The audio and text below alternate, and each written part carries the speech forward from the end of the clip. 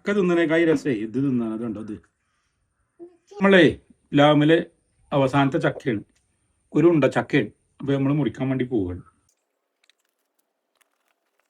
ഈ ചക്കയുടെ വീഡിയോ ഞാൻ കുറെ ചെയ്താണ് മുമ്പും. ഇതോടെ നമ്മളെ ചക്ക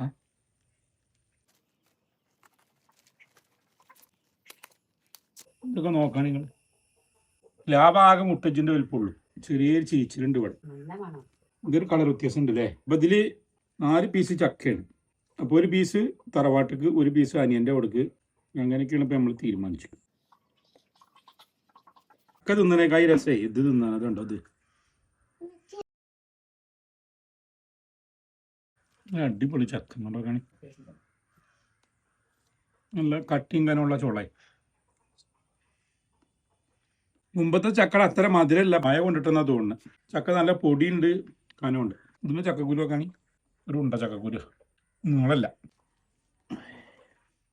എന്നാ ഇത് മാക്കും കൊടുക്ക.